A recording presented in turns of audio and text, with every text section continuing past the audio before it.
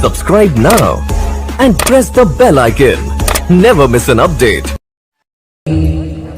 والعاقبة للمتقين والصلاة والسلام على سيد المرسلين وعلى آله وصحابه وأهل بيته أجمعين أما بعد وأعوذ بالله من الشيطان الرجيم بسم الله الرحمن الرحيم ألا إن أولياء الله لا خوف عليهم ولا هم يحزنون الذين آمنوا وكانوا يتقون صدق الله العلي العظيم ثم بسم الله الرحمن الرحيم إن الله وملائكته يصلون على النبي يا أيها الذين آمنوا صلوا عليه وسلموا تسليما اللهم صل على سيدنا مولانا محمد معدن الجود والكرم منبع العلم والعلم والحكم وبارك وسلم صلاة وسلام عليك يا رسول الله صلاة وسلام عليك يا حبيب الله بالغ الاحترام حضرت علامہ مولانا مفتی شفیق القادری صاحب دعوت برکاتہم العالیہ دیگر سادات کرام علماء کرام بزرگوں دوستوں ماں بہنیں عزیز بچوں آج کی یہ مبارک محفل حضرت سید بدی الدین جنداسا مدار قطب المدار مدار العالمین بھئی کیا کیا القاب ہیں بندے سے بیان نہیں ہو سکتے جتنی بھی تعریف کریں اتنی کم ہے ان کی محفل میں ہم جمع ہوئے ہیں اور اللہ والوں کے پاس اور اللہ والوں کی محفل میں کوئی غیر نہیں جایا کرتے اللہ والے ہی آیا کرتے ہیں تو آئیے آیت کریمہ کے ترجمے پر تھوڑی دیر کے لیے آپ کے سامنے حاضر ہوا ہوں اس سے بیشتر چاہتا ہوں کہ میں ایک مشہور شعر ہے کہ شاعر تو نہیں ہوں لیکن شاعر کی نظر پائی ہے اور وہ بات کہہ دیتا ہوں جو بات نظر آئی ہے محیط کے تخلص سے کبھی کبھی کلام بھی لکھتا ہوں کتابیں تو بہت لکھی اور آپ سب بزرگوں کی دعاؤں سے مجھے رئیس القلم کا ایوارڈ مفتی حسن صاحب نے رتن پور سے لیا تھا اگلے سال نعرہ تکبیر نعرہ رسالت پیر طریقت سیدزادہ بابو صاحب قبلہ رئیس القلم نعرہ تکبیر نعرہ رسالت آقا صلی اللہ علیہ وسلم کی شان میں دو چند اثار سماعت فرمان ہے کہ تصور آپ کا دل میں جما کر یا رسول اللہ تصور آپ کا دل میں جما کر یا رسول اللہ خدا کا کر لیا ہم نے نظارہ یا رسول اللہ تصور آپ کا دل میں جما کر یا رسول اللہ خدا کا کر لیا ہم نے نظارہ یا رسول اللہ اور وہ خدا کا نہیں ہوتا وہ خدا کا نہیں ہوتا خدا اس کا نہیں ہوتا وہ خدا کا نہیں ہوتا خدا اس کا نہیں ہوتا ارے جسے آتا نہیں ہونا تمہارا یا رسول اللہ جسے آتا نہیں ہونا تمہارا یا رسول اللہ اور یہ پتے کا شعر ہے کہ بھروسہ اس کو کہتے ہیں بھروسہ کس کو کہتے ہیں بھروسہ اس کو کہتے ہیں کہ میدان محشر میں بھروسہ اس کو کہتے ہیں کہ میدان محشر میں خدا کے سامنے تم کو پکارا یا رسول اللہ خدا کے سامنے تم کو پکارا یا رسول اللہ اور تماشا تو دیکھو کہ دوزخ کی آتش لگائے خدا اور بجھائے محمد تماشا تو دیکھو کہ دوزخ کی آتش لگائے خدا اور بجھائے محمد اور تعجب تو یہ ہے کہ فردوس اعلیٰ بنائے خدا اور بسائے محمد بنائے خدا اور بسائے محمد اور اعلیٰ حضرت فرماتے ہیں کہ خدا کی رضا چاہتے ہیں دو عالم، خدا کی رضا چاہتے ہیں دو عالم، خدا چاہتا ہے رضائے محمد۔ میرے بزرگ اور دوستو، حضرت بدی الدین زندہ شاہ مدار رحمۃ اللہ علیہ کی شان میں ناچیز نے ابھی یہاں آنے سے پہلے، مغرب سے پہلے یہ 5 شعر قلم بند کیے ہیں۔ بجتا ہے دو جہان میں ڈنکا مدار کا، بجتا ہے دو جہان میں ڈنکا مدار کا، نعرہ لگا رہا ہے یہ سیدا مدار کا، بجتا ہے دو جہان میں ڈنکا مدار کا، نعرہ لگا رہا ہے یہ سیدا مدار کا، جا کر ذرا دیکھ لو مکر پور شریف میں، جا کر ذرا دیکھو مکن پور شریف میں، کعبے کے جیسا لگتا ہے روزہ مدار کا، کعبے کے جیسا لگتا ہے روزہ مدار کا۔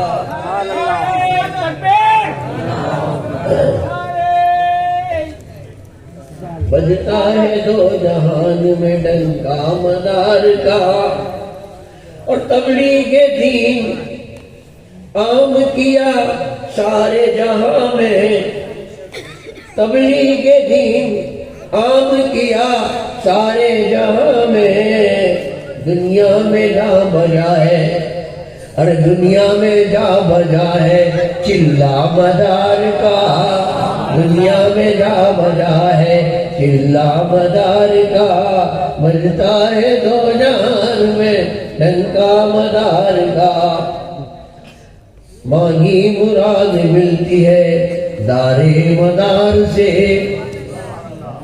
مانگی مراد ملتی ہے درے مدار سے، خالی کبھی لوٹا نہیں منگتا مدار کا، خالی کبھی لوٹا نہیں منگتا مدار کا۔ اور آخری شعر ہے، ہوتا ہے جب بھی ذکر نبی کا ولی کا، ہوتا ہے جب بھی ذکر نبی کا ولی کا، اس بزم میں ہوتا ہے چرچا مدار کا۔ درود پاک پڑھ لیجیے، صلی اللہ علیہ نبی وآلہ صلی اللہ علیہ وسلم، صلاۃ و سلام علیک یا رسول اللہ، صلاۃ و سلام علیک یا حبیب اللہ۔ محترم حضرات، آج کل کا دور فتنوں سے بھرپور ہے، ایمان کو سلامت رکھنا بڑا مشکل معاملہ ہو گیا ہے۔ ایمان سلامت کس کا رہے گا؟ بزرگ اور دوستو، اللہ تعالی نے ہمیں دنیا کی نعمتوں سے بھی نوازا اور مسلمان ہونے کے ناطے دین کی نعمت سے بھی نوازا ہے، اور 2 بڑی دولتیں دی۔ ایک دولت دی ہے بندے کو تقوی کی، عبادت کی، بندگی کی، اور دوسری دولت ہے ایمان کی۔ ہم دنیا کی دولت بچانے کی کوشش میں رات دن فکر میں رہتے ہیں، سونا گم نہ ہو جائے، چاندی گم نہ ہو جائے، روپیے گم نہ ہو جائے، کوئی لے نہ جائے، کوئی چرا نہ جائے۔ میرے بزرگ اور دوستو، قیمتی مضبوط تجوری کے اندر ہم قیمتی گہنے رکھتے ہیں، روپیے رکھتے ہیں، اور روپیے زیادہ ہو جاتے ہیں تو بینک میں رکھتے ہیں، اور زیادہ ہو جاتے ہیں تو ایفڈی فکسڈ ڈپوزٹ کر دیتے ہیں۔ یہ بھی سنبھالنا ضروری ہے، دنیا میں کام آنے والی چیز ہے، شریعت اس کی منع نہیں کرتی کہ مت رکھو۔ اسی طریقے سے ایک مومن ہونے کے ناطے ہمیں ہماری نمازیں بچانی ہیں، روزے بچانے ہیں، حج و زکات کی عبادت کرنی ہے، اگر اس کو نہ سنبھالا تو ساری محنت رائے گا جائے گی۔ اور دوسری، ایمان کو بچانا ہے، مرتے دم تک ایمان سلامت رہے اس کی کوشش کرنی ہے، اس کی فکر میں رہنا ہے۔ آج ہم اس فکر سے دور ہیں۔ نماز پڑھ لی تھی، بچی کہ یا نہ بچی، روزہ رکھ لیا، بچا یا نہ بچا، عبادتیں رائے گاہ ہو جاتی ہے جب عقیدے بدل جاتے ہیں، جب عقیدے بدل جاتے ہیں، گستاخیاں ہونے لگتی ہے تو رب تبارک و تعالیٰ ایسے گستاخ عابد کی عبادت کو قبول نہیں کرتا۔ آج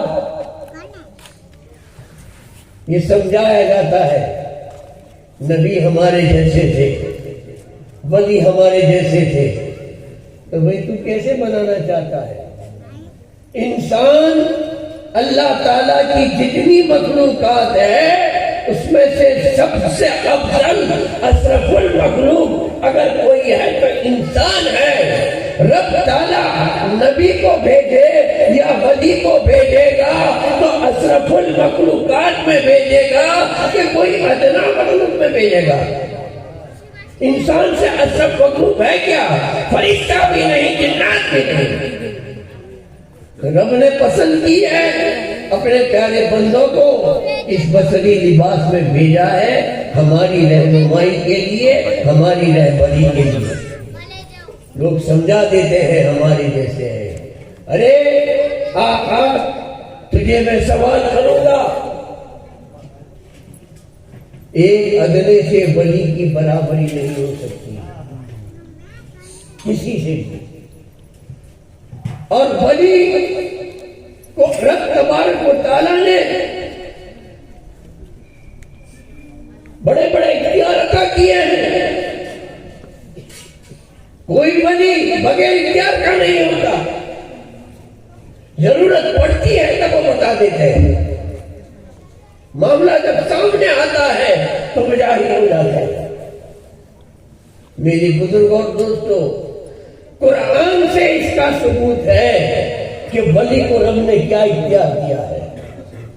قرآن سے کوئی مانے یا نہ مانے، قرآن کو مانتا ہے تو رب کی آخری کتاب فیصلہ کن کتاب ہے۔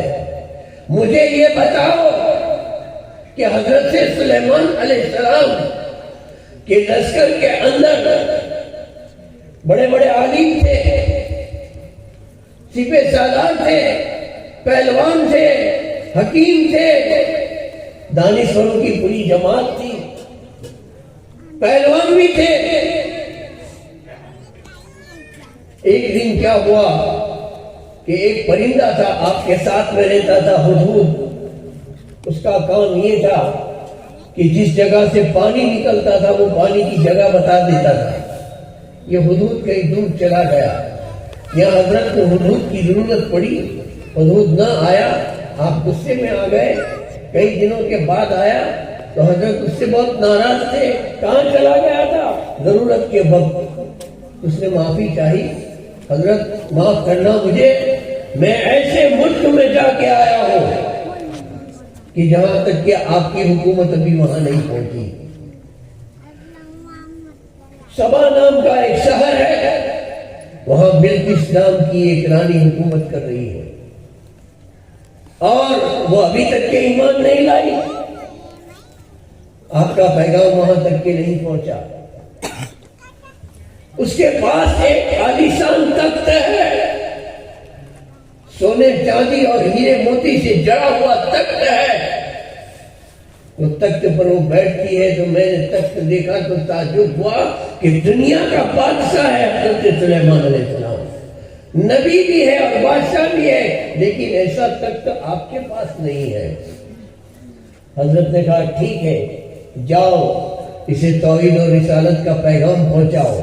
آپ نے خط لکھا، اس کا ذکر قرآن ہے، سب سے پہلے ختم میں بسم اللہ الرحمن الرحیم لکھنے کی شروعات حضرت سلیمان علیہ السلام نے کی اور بلقیس کو دعوت دی اسلام قبول کرے اور میری ملاقات کے لیے آ جائے۔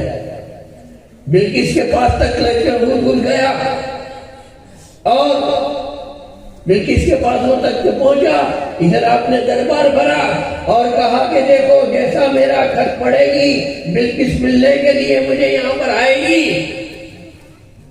وہ مجھے ملنے آئے گی۔ وہ سبا سے نکلے اور مصر میرے محل میں پہنچے، اس سے پہلے اس کا تخت جو 1000 من وزن کا تھا، سونے چاندی سے لدا ہوا تھا، اسے کون لا سکتا ہے؟ عالموں نے کہا 40 دن کا ہمیں وقت دو، ہم چلا کریں۔ پہلوانوں نے کہا ہم کو 2 مہینے کا وقت دو۔ ایک جنہ کھڑا ہوا، مجھے 1 پورے دن کا وقت دو، 1 گھنٹہ 24 گھنٹے کا وقت دو۔ حضرت نے کہا نہیں، مجھے ابھی چاہیے۔ تو آپ کے وزیر تھے جن کا نام تھا عاصف بن برقیہ رحمۃ اللہ علیہ، حضرت سلیمان علیہ السلام کے زمانے کے۔ سلیمان علیہ السلام کو پتا نہیں کہ میرا وزیر ولی کامل ہے۔ دیکھو ولی کی شان اور ولی کا اختیار، یہ تو قرآن سے ثابت ہوا۔ عاصف بن برقیہ نے کیا حضرت کتنا جلدی چاہیے؟ تو آپ نے فرمایا کہ مجھے سب سے زیادہ جلدی ابھی چاہیے۔ آپ نے کہا آنکھیں بند کرو۔ سلیمان علیہ السلام نے آنکھیں بند کی، پھر کہا کھولو، کھولی تو بلقیس کا تخت جو مصر سے 2000 کلومیٹر دور سبا میں تھا، وہ آنکھ کی پلکارے میں یہاں موجود لا کے رکھ دیا آپ نے۔ کون سی طاقت کام کر گئی؟ کون سی طاقت کام کر گئی؟ ولایت سلیمانی نے کام کر بتایا۔ یہ قرآن سے ثابت ہے کہ ولی وہ کر سکتا ہے جو عالم نہ کر سکے، جو حکیم نہ کر سکے، جو طبیب نہ کر سکے، جو کوئی نہ کر سکے، وہ اللہ کا ولی کر کے بتاتا ہے۔ ولی کو وہ قوت حاصل ہے۔ میرے بزرگ اور دوستوں، ولیوں کی شان تو سب سے نرالی ہوتی ہے، ان کے اختیارات کہاں کہاں ہیں۔ غوث اعظم ٹھوکر مار کے مردوں کو جلائے، غریب نواز حکم دے کے انا ساگر کو کودے میں اپنے پاس لائے۔ تو کہتا ہے کہ ولی ہمارے جیسے ہیں، ایک مردہ زندہ کر کے بتا دے ورنہ مان لوں گا کہ تو غوث اعظم کے جیسا ہے۔ تو انا ساگر کو اپنے پیالے میں لا کے بتا، مان لوں گا کہ تو غریب نواز کے جیسا ہے۔ تو مرنے کے بعد ایک دن تو جنازے کے اندر سو کے بتا، تیرے رشتے دار تو کہیں گے جلدی سی دفناؤ، جلدی سی دفناؤ، جلدی سی دفناؤ۔ ارے کتب گولی کو تو دیکھ، جس نے 12 سال تک کے جنازے کو ہندوستان میں گھمایا ہے۔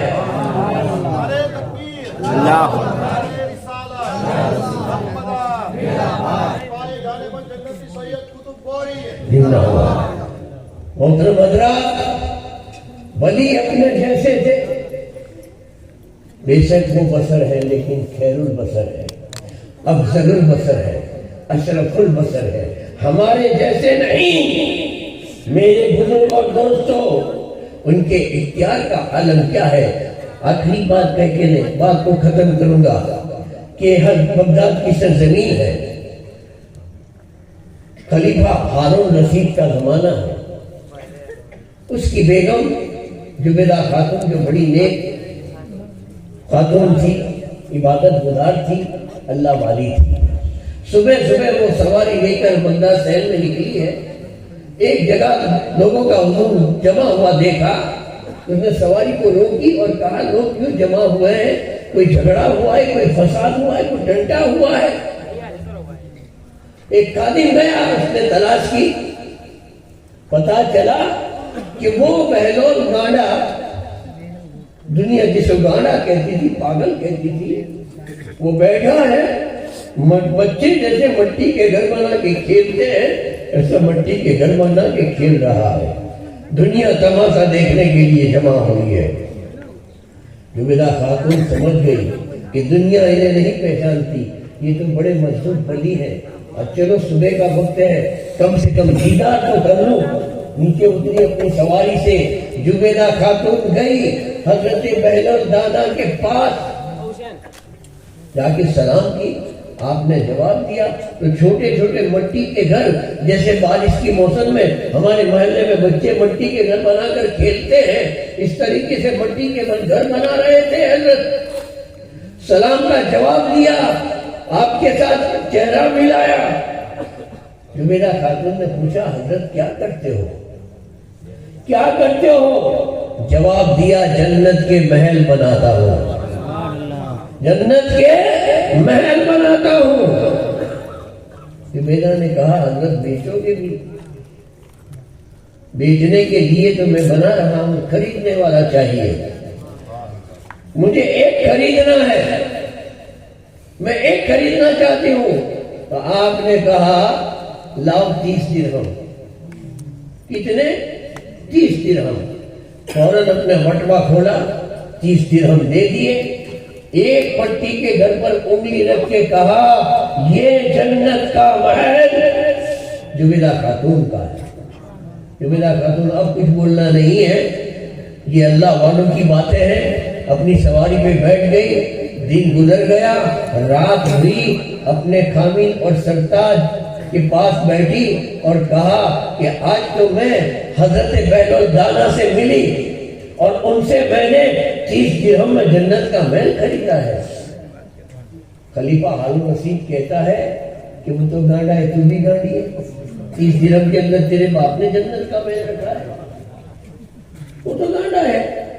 یہ نہیں سمجھتے تھے، ان کا سمجھنا کچھ اور تھا، زبیدہ کا سمجھنا کچھ اور تھا۔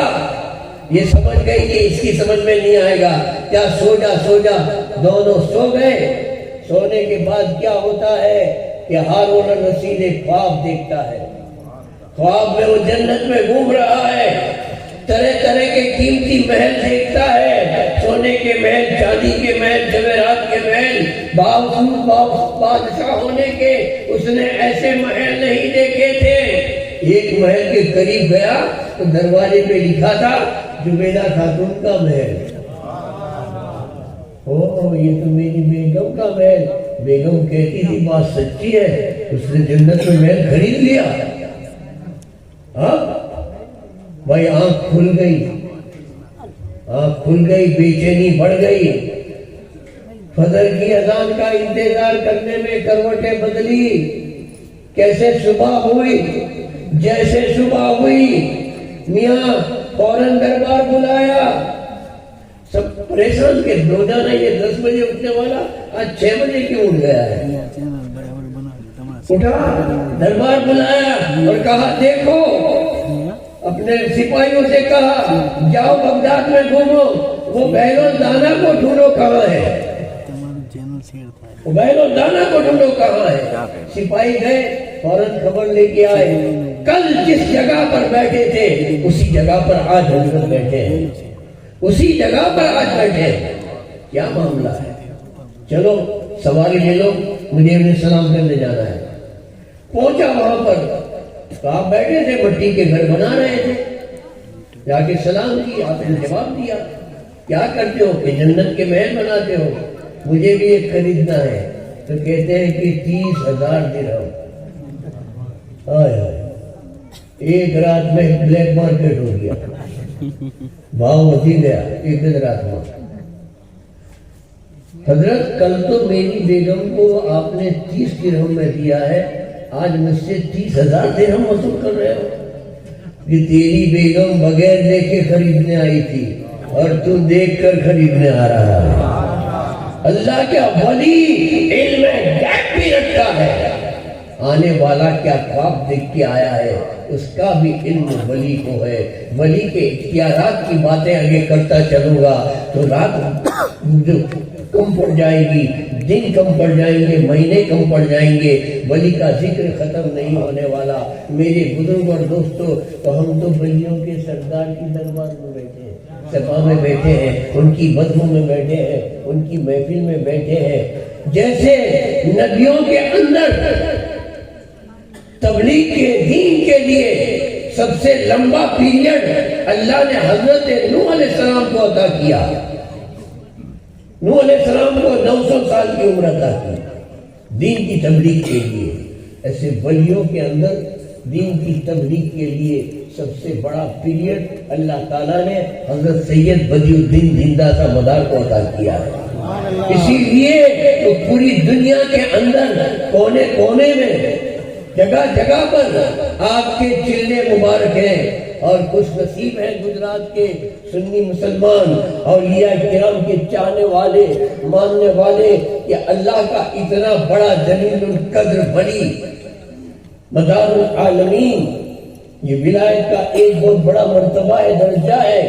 वो आए तो पहले गुजरात की सरजमीन खंबात की धरती पर आप तशरीफ लाए और वहां से इसी रास्ते से गुजरे हैं, धौलका धंधुका सरकेज होते हुए, अहमदाबाद होते हुए, पालनपुर होते हुए, अजमेर शरीफ होते हुए पूरे हिंदुस्तान में घूमे और बाद में भी पूरी दुनिया के अंदर घूमकर आखिर में आप मतलबुल शरीफ तशरीफ लाए हैं मेरे बुजुर्ग और दोस्तों। और आपके 1 2 4 5 सैकड़ों नहीं लाखों की तादाद में खलीफा हैं। इंसान तो इंसान, आपके कई हजार खलीफा जिन्नातों में से हैं।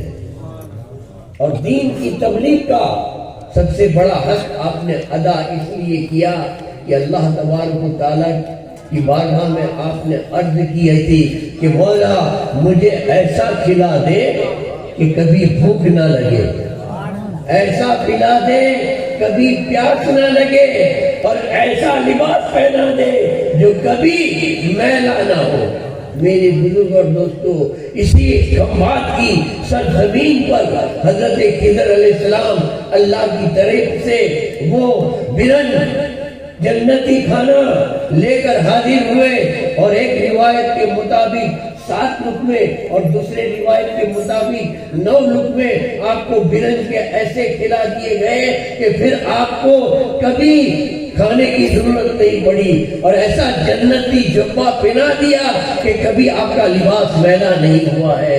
ऐसी शान वाले बुजुर्ग हैं हजरत जिंदा सा मदार रहमतुल्लाह अलैह। अल्लाह तबारक व तआला हम सबको औलियाए किराम की सच्ची मोहब्बत अता फरमाए और उनकी तालीमात पर, उनके इर्शादात पर अमल करने की तौफीक अता फरमाए। वमा अलैना इल्लल बलाग।